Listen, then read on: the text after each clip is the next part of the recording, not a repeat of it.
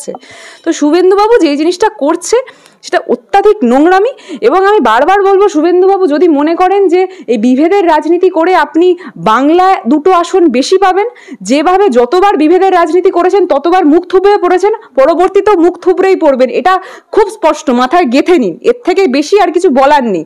আরজিকর কেন্দ্রিক বিষয়তেও যেইভাবে নোংরা রাজনীতি করেছেন সেই জিনিসটাও কিন্তু প্রত্যেকটা মানুষের কাছে স্পষ্ট হয়ে এসছে, উঠে এসছে বারবার। এবার বাংলাদেশ নিয়ে করছেন।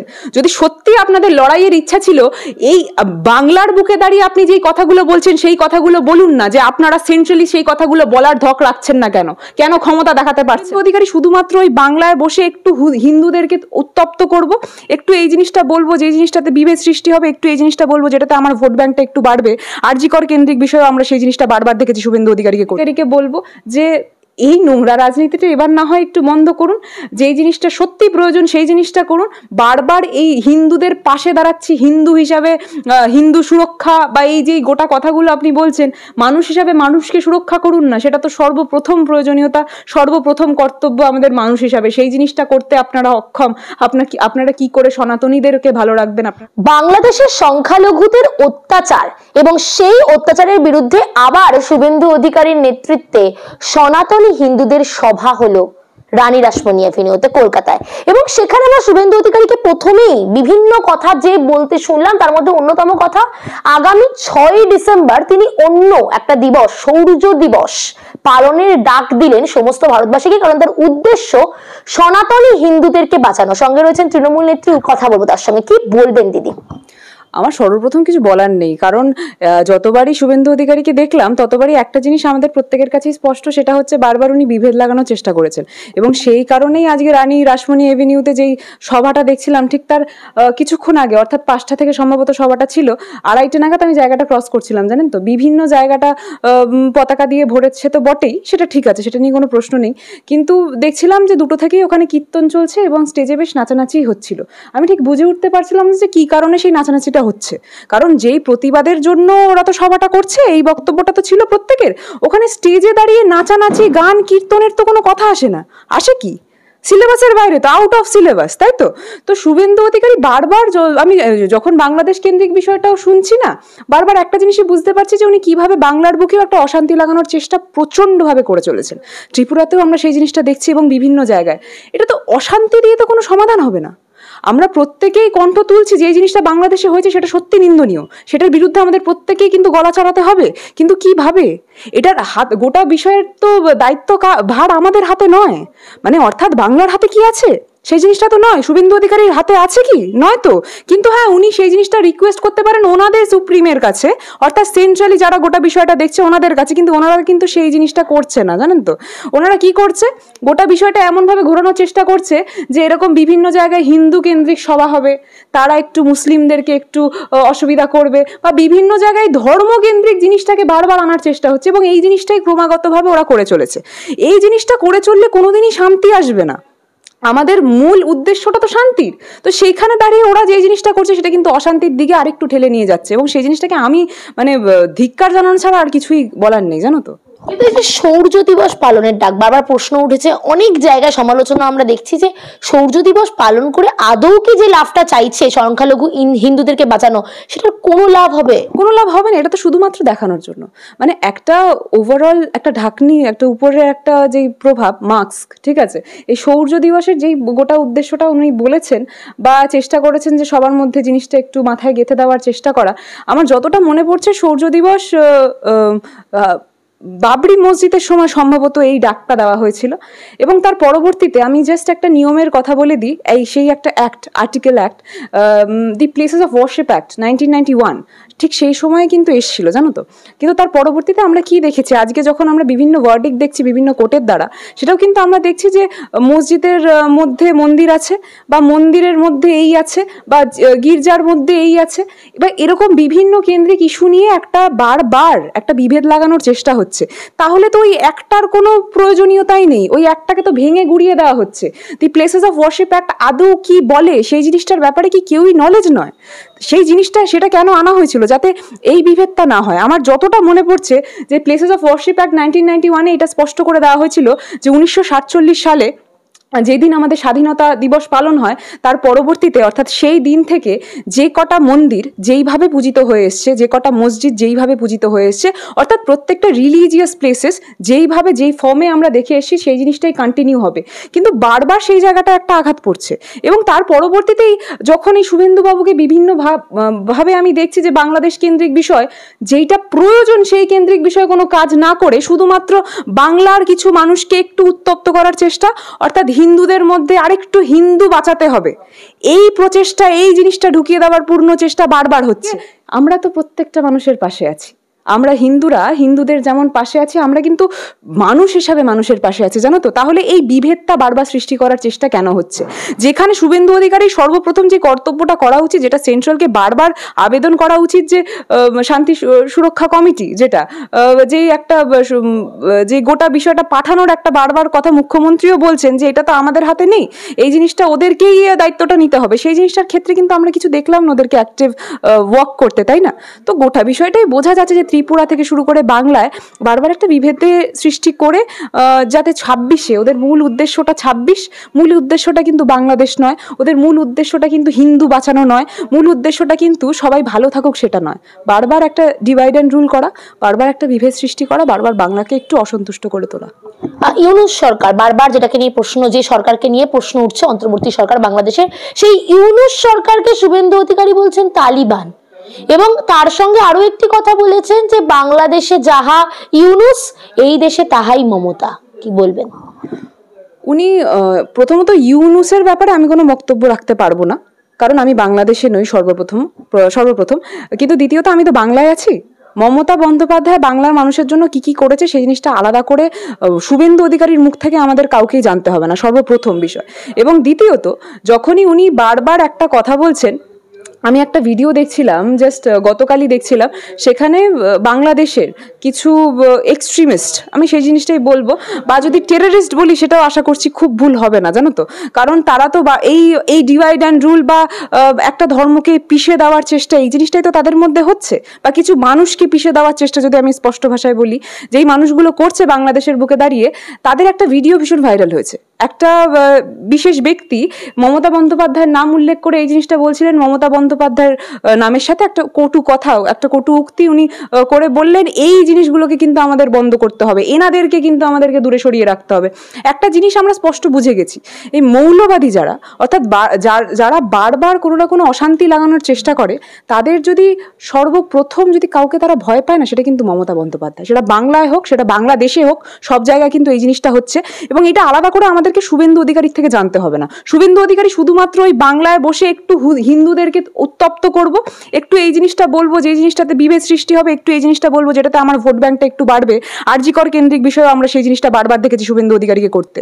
আমরা বারবার দেখেছি যে কিভাবে উনি এই জিনিসটা বলেছিলেন যে ছাত্ররা পথে নামছে, তার পরবর্তীতে কাদেরকে দেখছিলাম যে শুভেন্দু অধিকারী যাদেরকে কোনো দলের সাথে যুক্ত নয় বলেছিলেন, তাদেরকে ওনার পরবর্তীতে পুরস্কারে পুরস্কৃত করছেন, এবং তাদের একটা ওনাদের একটা ইসে আছে, অফিসিয়াল যারা যুক্ত থাকেন ওনাদের একটা আলাদা আইডেন্টি কার্ড আছে, সেই আইডেন্টি কার্ডটা আমি ভীষণভাবে প্রকাশ্যে ফেসবুকেই সেই জিনিসটা ঘুরে বেড়াচ্ছিল, দেখতে পেলাম। তো এই বারবার হিপোক্রেসি জিনিসটা আর পোষায় না, জানেন তো। সব মানুষ বুদ্ধিমান, তোমার চ্যানেলের প্রত্যেকটা দর্শক যথেষ্ট বুদ্ধিমান, তো তাদেরকে আলাদা করে এই জিনিসটা বোঝানোর দরকার পড়ে না যে কে বিভেদের রাজনীতি করছে, কে সর্বপ্রথম একতায় বিশ্বাস করে প্রত্যেকটা মানুষের অধিকার তাদের হাত পর্যন্ত তুলে দেওয়ার রাজনীতিটা করছে। এই বিভেদ, এই জিনিসটা পূর্ণ ব্যাখ্যা কিন্তু বাংলার মানুষ জানে, তাই জন্যই মমতা বন্দ্যোপাধ্যায় শ্রেষ্ঠ আসনে বসে আছে। পেট্রোপোল বর্ডার থেকে শুভেন্দু অধিকারী একেবারে বাংলাদেশকে হুঙ্কার দিয়েছিলেন।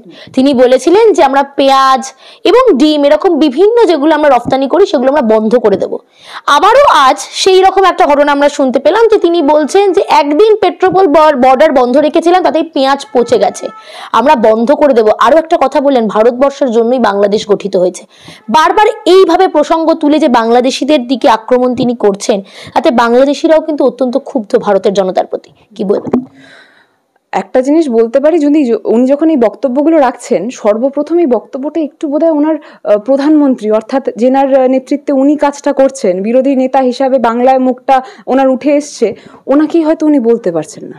এবং গোটা বিষয়টা আমি এই জন্যই বলছি, উনি বলছেন পেঁয়াজ আটকে দেবো, আলু আটকে দেবো, জল আটকে দেবো, কল আটকে দেবো, অত অনেক অনেক কথা তো উনি বলছেন, কিন্তু এই জিনিসটা কিন্তু আমরা বাস্তবে দেখতে পাচ্ছি না। অর্থাৎ কাজের সাথে কোনো কথার কিন্তু মিল আমরা খুঁজে পাচ্ছি না। কেন বলছি হঠাৎ করে এই কথাটা? আমি যতটা খবর পেয়েছি, প্রধানমন্ত্রী অর্থাৎ মোদিজির তরফ থেকে আলুটাও নাকি বাংলাদেশে গেছে। তো সেখানে তাহলে ওদের একটা কমিউনিকেশন এরার, এটা স্পষ্ট তো বুঝতে পারছি। এবং এইটাও বুঝতে পারছি যে সেন্ট্রালি বাংলাদেশের এই পরিস্থিতিটা ব্যালেন্স করার জন্য সেন্ট্রালের তরফ থেকে যেই কর্মকাণ্ডটা করা উচিত ছিল, যেটা বারবার মুখ্যমন্ত্রী বলে যাচ্ছেন, সেই জিনিসটার মধ্যে একটা পদক্ষেপ কি নেওয়া হয়েছে নয়নিকা? তুমি নিজে একবার ভেবে দেখো তো। তুমি তা করে আমার বলার বা কোনো একটা দ্বিতীয় তৃতীয় ব্যক্তির বলার প্রয়োজন বোধ পড়ে না। আপনারা যথেষ্ট বুদ্ধিমান, একবার ভেবে দেখবেন তো।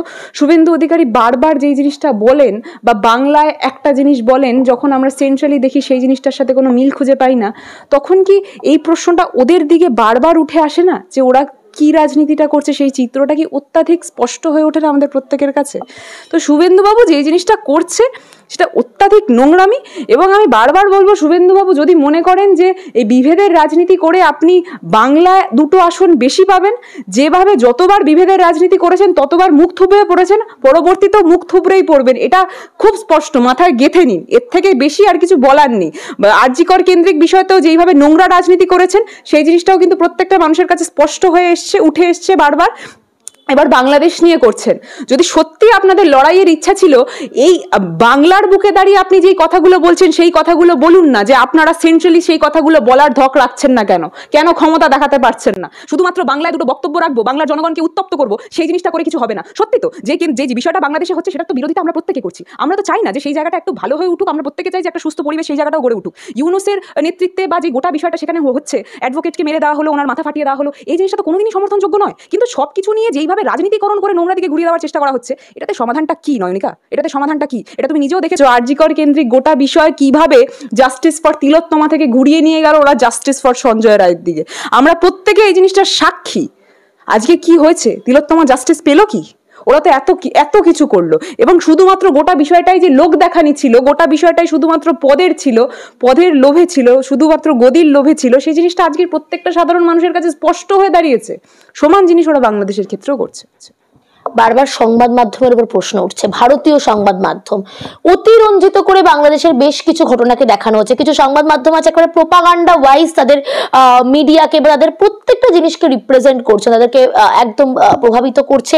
সেই প্রভাবটা পড়ছে কি বাংলাদেশে কিন্তু, এবং বাংলাদেশি মানুষ বারবার বলছেন যে ভারতীয় মিডিয়ারা আমাদের নামে অপপ্রচার চালাচ্ছে। ইয়েলো জার্নালিজম বলে একটা বস্তু আছে, সেই জিনিসটা আমরা শুনেছি, কিছু কেন্দ্রিক বিষয়ে আমরা সেটা দেখেছিও বা দেখছি, সাক্ষী হচ্ছি। তো আমি প্রত্যেকটা যারা জার্নালিজমের সাথে যুক্ত আছে বা যারা জার্নালিস্ট, আমি তাদেরকে অনুরোধ করবো যে একটা স্পষ্ট তথ্য তুলে ধরাই তো জার্নালিস্টের কাজ। তো সেই জিনিসটা কিন্তু এবার তুলে ধরতে হবে। শুধুমাত্র একটু বেশি টিআরপি পাচ্ছি বলে যদি আমি ম্যানুপুলেটেড কোনো একটা ইনফরমেশন ছড়াই, এটা সিচুয়েশনটা অত্যাধিক সেন্সিটিভ, জানেন তো। এখানে শুধুমাত্র টিআরপির জন্য কোনো একটা ভুলভাল ইনফরমেশন ছড়িয়ে দিলাম, সেটাতে কিন্তু বাংলাদেশের সাথে আমাদের ভারতবর্ষের সম্পর্কটা আরো বাজের দিকে যাবে। ওটা কিন্তু কোনো কেন্দ্রিক বিষয় ভালো হবে না, জানেন তো। যাই হোক, বাংলাদেশ তো আমাদের শত্রু রাজ্য, কোনো মানে শত্রু জায়গা কোনোদিনই ছিল না। এখন বাংলাদেশের যেই পরিস্থিতিটা ঘটেছে সেটা সত্যি ভীষণভাবে নিন্দনীয়। আমার তরফ থেকে ভীষণভাবে, ব্যক্তিগত মত থেকে আমি বলছি, ভীষণভাবে নিন্দনীয়। কারণ ওই সংখ্যালঘুর সাথে যেই জায়গাটা বাংলাদেশ তাদের সংখ্যালঘুকে দিতে পারছে না, বা যে জায়গাটা থেকে তাদেরকে বারবার সাফার করতে হচ্ছে, আমার বাংলা সেই জায়গাটা কোনোদিন দেখেনি, কোনোদিন দেখবে না, এইটুকুনি আমরা জানি। কারণ আমরা সেইভাবেই বাংলাতে বড় হয়েছি। বাংলাদেশকেও আমরা কোনোদিন ভাবিনি যে এইভাবে দেখব। কিন্তু মৌলবাদী এবং তাদের কিছু লোকজনদের তাণ্ডবটা যখন অত্যাধিক বেড়ে যায়, তার মানে প্রতিক্রিয়া বা তার রেজাল্টিং হয়তো বাংলাদেশ এখন যেটা আমরা দেখতে পাচ্ছি, এখনের বাংলাদেশ। আমি আবারও বলছি, না হলে বাংলাদেশ তো আমাদের কাছে সেই সোনার বাংলা হিসাবেই পরিচিত ছিল নয়নিকা। তো সেই সোনার বাংলা যখন আজকে এতটাই কলঙ্কিত হচ্ছে, এতটাই কাদা লাগছে, আমাদের কিন্তু বাংলাভাষী হয়ে ভালো লাগছে না, জানেন তো। আমরা নিজেরাও তো বাংলাভাষী, নিজেদেরকেও তো আমরা বাংলাভাষী বলি। বাংলা, সেই বাংলা শব্দটা তো বাংলাদেশের সাথেও যুক্ত আছে কিছু কেন্দ্রিক বিষয়তেও। তো সেখানে যখন সোনার বাংলার কথাটা শুনি এবং যখন আজকে চিত্রটা দেখছি, খুব খারাপ লাগছে যে বাংলাদেশে এরকম একটা গোটা বিষয় হচ্ছে। কিন্তু আরো খারাপ এই কেন্দ্রিক লাগছে যে যাদের একটা স্টেপ নেওয়ার দরকার ছিল, তারা শুধুমাত্র একটা রাজ্যকে উত্তপ্ত করার চেষ্টা করছে। সেটা ত্রিপুরাতেও আমরা নিজে চোখে দেখলাম, সেটা বাংলাতেও আজকে দেখছি, কাল বাদে পরশু হয়তো সেটা আরেকটু স্পষ্ট হয়ে দাঁড়াবে। তো সেই জিনিসটা আমরা চাই না হোক। আমি প্রত্যেককে বলবো, শুভেন্দু অধিকারীকে বলবো যে এই নোংরা রাজনীতিটা এবার না হয় একটু বন্ধ করুন, যেই জিনিসটা সত্যি প্রয়োজন সেই জিনিসটা করুন। বারবার এই হিন্দুদের পাশে দাঁড়াচ্ছি হিন্দু হিসাবে, হিন্দু সুরক্ষা বা এই যে গোটা কথাগুলো আপনি বলছেন, মানুষ হিসাবে মানুষকে সুরক্ষা করুন না, সেটা তো সর্বপ্রথম প্রয়োজনীয়তা, সর্বপ্রথম কর্তব্য আমাদের মানুষ হিসাবে। সেই জিনিসটা করতে আপনারা অক্ষম। আপনারা কি করে সনাতনীদেরকে ভালো রাখবেন, আপনারা কি করে হিন্দুদেরকে ভালো রাখবেন, কেউ ভালো থাকতে পারবে না। এইভাবে আমরা দেখলাম তিলোত্তমাও জাস্টিস পেল না। তো এইভাবে কিন্তু ওরা যেই দিকে গোটা রাজনীতিটাকে ঘোরানোর চেষ্টা করছে, এইভাবে কিন্তু আমার বাংলাও ভালো থাকবে না, বাংলাদেশকেও আমরা ভালো দেখতে হয়তো পারবো না, যদি এরকম শুভেন্দু অধিকারীর মতো লোকজনরা বারবার সব জায়গায় মুখ চড়িয়ে শুধুমাত্র নিজেদের স্বার্থটা দেখে যায়। যে এই যে মণিপুর আমরা দেখলাম, উত্তরপ্রদেশের সম্ভলের মতো আমরা ঘটনা দেখলাম, যেখানে আমাদের নিজেদের দেশে সংখ্যালঘুরা বারবার অত্যাচারিত। আমরা অসমের ঘটনা দেখেছি, সেখানে একবারও প্রধানমন্ত্রী যাওয়ার প্রয়োজন বোধ নেই। এবং প্রধানমন্ত্রী কেন, কোন রকম এই যে বিজেপি নেতৃত্ব যারা বারবার বাংলাদেশ নিয়ে এতগুলো কথা বলছেন, নিজের দেশের সংখ্যালঘুদের অত্যাচার নিয়ে কিন্তু সরব হতে আমরা দেখিনি, সেখানে বিদেশের সংখ্যালঘুদের অত্যাচার নিয়ে তারা এতটাই সরব। তুমি একদম ঠিক কথা বলেছো। জানো তো, সম্বলের যে ঘটনাটা, তার পাশাপাশি ঠিক আরজিকর চলাকালীন সাবির বলে একটা ভাই, ঠিক আছে, তো সাবিরের কথাটাও কিন্তু না বললে নয়। যখন তুমি কথাগুলো তুললে, তার পাশাপাশি সাবিরের কথাটাও আমার মুখে উঠে আসছে। সাবিরকে গো মাংস খাওয়ার অভিযোগে মেরে ফেলা হলো, মানে অভিযোগে, আমি আবারও বলছি সেটা কিন্তু প্রমাণিত নয়, জানেন তো। এবং যখন হরিয়ানার সিএমকে সেটা নিয়ে প্রশ্ন করা হচ্ছে, মিডিয়া চ্যানেলরা প্রশ্ন করছে, তখন বলছে এই জিনিসগুলো কেনই বা ওনারা করেন, ওনারা জানেন না গোমাতাকে আমরা মাতা হিসাবে মানি, কেনই বা ওনারা করেন। আচ্ছা, সাবির তো একটা মায়ের সন্তান, একটা রক্ত মাংসের হিউম্যান বডি, তাই তো, মানে একটা চেহারার, একটা মাতৃমা যাকে আমরা বলি, সেই মায়ের সন্তান। সেই মায়ের সন্তানকে আপনারা ছিনিয়ে নিয়ে আরেক মায়ের কাছে খুব ভালো হওয়ার চেষ্টা করছেন, সেটা কি সত্যি সম্ভব? আমার তো বাস্তবে মানুষ হিসাবে মনে হয় না। ওনারা মান এবং হুঁশ দুটোই হারিয়ে ফেলেছে, ওনারা মানুষ হওয়ার সত্যি যোগ্য বলে আমি মনে করি না, জানো তো। এবং সম্বলেও যে ঘটনাটা ঘটছে, সেখানে সম্ভবত নামগুলো আমার 5টা ভাই মারা গেছেন এবং গুলিতে মারা গেছেন। আমরা বিভিন্ন তো কেন্দ্রিক রেপের ঘটনাটাও দেখেছি, ইউপিতে দেখেছি, বিভিন্ন জায়গায় দেখেছি। তুমি দেখেছো এত স্ট্রং স্টেপ নিচ্ছে সেখানের পুলিশ, নিতে দেখেছো? কিন্তু যখন সার্ভেটা হওয়ার কথা হলো, 2 ঘন্টার মধ্যে কিন্তু সেখানে উপস্থিত হয়ে গেছে। মানে সেখানে পুলিশের কিন্তু সেই ক্ষমতা আছে নয়নিকা, যে 2 ঘন্টার মধ্যে 1 ঘন্টার মধ্যে সেখানে পৌঁছে যাওয়া যায়। তাহলে যখন একটা মেয়ে রেপ হচ্ছে তখন সেখানে যাচ্ছ না কেন? এবং যখন সেই কথাটাই বাংলায় শুধুমাত্র নিজের ভোট ব্যাংকের জন্য ঘোরাতে হবে, তখন তো খুব সুন্দরভাবে ঘুরিয়ে দিচ্ছেন। আরে, যে সঞ্জয় রায়কে ধরা হয়েছে, সেই সঞ্জয় রায়কে ধরেছে কে? এই বাংলার পুলিশ। বুকের পাটা তো আপনাদের সত্যি নেই, জানেন তো। সেই জিনিসটা বুক ফুটে বলতে পারছেন না কেন? কারণ আপনার ভোট ব্যাংকে যে সেই জিনিসটা এফেক্ট পড়বে না। আমি বারবার বলেছি, যখন আরজিকরের ঘটনা হয়, ঠিক তার সেই সময় জয়নগরের ঘটনাটাও ঘটেছিল। জয়নগরে আমি জাস্ট রিসেন্ট একটা খবর পেয়েছি যে 61 দিনের মধ্যে কিন্তু সেটার পূর্ণ প্রক্রিয়া কমপ্লিট হয়েছে। এবং এটাও বলে দিই যে রাজ্য পুলিশ 27 দিনের মধ্যে সিট গঠন করে 27 দিনের মধ্যেই গোটা প্রক্রিয়াটা শেষ করেছে।